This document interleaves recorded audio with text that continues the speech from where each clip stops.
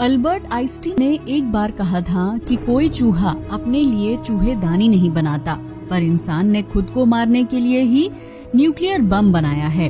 6 अगस्त 1945 को हिरोशिमा और उसके बाद 9 अगस्त 1945 को नागासाकी पर वर्ल्ड वॉर सेकेंड के समय अमेरिका ने इन दोनों जगह पर परमाणु बम गिरा दिए थे। बम गिराने के कुछ ही समय में हिरोशिमा में 20,000 सोल्जर्स और 1 लाख लोग मारे गए थे। वहीं नागासाकी में 39,000 से 80,000 लोग मारे गए थे। लगभग 2 लाख लोगों की जान चली गई थी। तो आप समझ गए होंगे कि जमीन पर परमाणु बम फोड़ने से कितना नुकसान होता है। लेकिन अगर हम आसमान में परमाणु बम फोड़ दें तो क्या? हेलो फ्रेंड्स, मैं हूँ श्वेता सिंह, ये है थिंकएफ और आज हम जानेंगे कि क्या होगा अगर हम अंतरिक्ष यानी स्पेस में परमाणु बम फोड़ दें। 1958 से लेकर 1962 तक यूएसए यानी यूनाइटेड स्टेट्स और यूएसएसआर मतलब सोवियत यूनियन ने कई सारे हाई एल्टीट्यूड न्यूक्लियर टेस्ट्स किए थे। मतलब इन्होंने बम को टेस्टिंग करने के लिए धरती की सतह से 80 किलोमीटर ऊपर न्यूक्लियर बम को फोड़ा था। यूएसए ने 1962 में ऑपरेशन फिश बाउल के तहत आकाश में एक परमाणु बम फोड़ा और जहां पर इसे फोड़ा गया था उसके 900 माइल्स यानी लगभग 1500 किलोमीटर दूर से उसके इफेक्ट्स को देखा जा सकता था। आकाश में मानो रात में सूर्य उग गया हो। इस टेस्ट के कारण अचानक से इक्वेटर में अरोरास जैसी चीजें दिखी। ध्यान रहे कि अरोरा सिर्फ प्लैनेट के पोल्स में पाए जाते हैं और अरोरास का कारण सोलर विंड होता है। पर इधर अमेरिका के न्यूक्लियर बम ने इक्वेटर में ही अरोरा बना दिया था।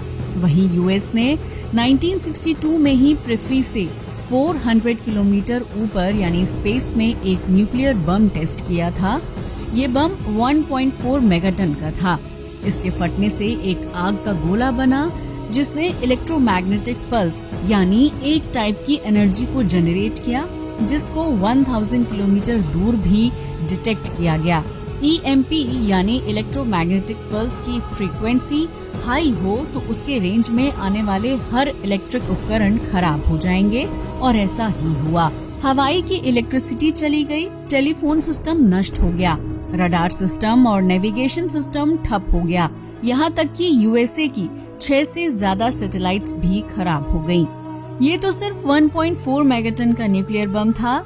वहीं सोवियत यूनियन ने अब तक का सबसे ताकतवर न्यूक्लियर बम जार बॉम्बा बनाया था जो कि 50 मेगाटन का था। ये बम 27,000 किलोग्राम का था और जब इसकी टेस्टिंग की गई तब इससे जो मशरूम क्लाउड बना था उसकी ऊंचाई 65 किलोमीटर तक थी और 161 किलोमीटर दूर से भी वो बहुत ही विशाल दिख रहा था। इसके विस्फोट से 3.5 किलोमीटर चौड़ा आग का एक गोला बना था। अब हम बात करते हैं अंतरिक्ष में बम फोड़ने की। हम सब जानते हैं कि स्पेस में एटमॉस्फेयर नहीं होता, तो वहाँ पर न्यूक्लियर बम फूटने से कोई मशरूम क्लाउड नहीं बनेगा और न ही उससे कोई डिस्ट्रक्शन होगा, क्योंकि वो स्पेस में फटेगा तो वहाँ का ज्यादातर एरिया तो खाली ही है, पर उससे जो फायर बॉल निकलेगा वो इतना चमकदार होगा कि एक्सप्लोजन के बाद के 10 सेकेंड के अंदर आपने उस एक्सप्लोजन को यानी फायर बॉल को देख लिया तो फिर आपकी आंखें दोबारा कोई चीज नहीं देख पाएंगी। उस न्यूक्लियर बम के फटने से जो रेडिएशन निकलेगी वो पृथ्वी के सारे सैटेलाइट्स और टेलीस्कोप को नष्ट कर देगा।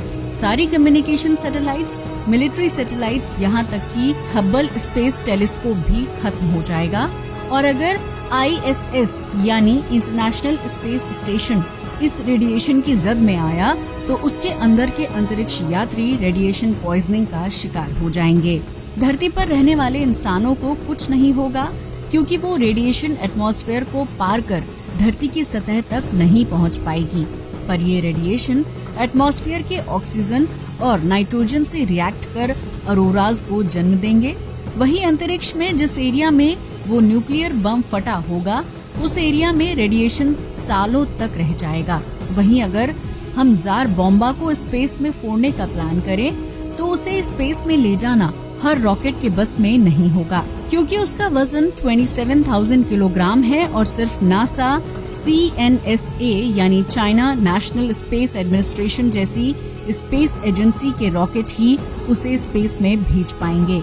मान लो स्पेस में जार बॉम्बा फटा तो सैटेलाइट्स हवा में ही राख हो जाएंगी और ये इतना चमकदार होगा कि आंखों के लेंस भी 1 सेकंड में खराब हो जाएंगे।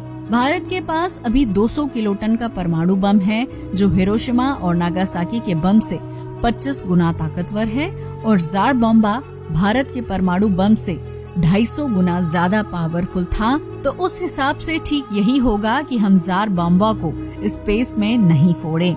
आज के लिए बस इतना ही। अगर वीडियो पसंद आया हो तो इसे लाइक और शेयर करें, साथ ही चैनल को भी सब्सक्राइब करें। जय हिंद दोस्तों।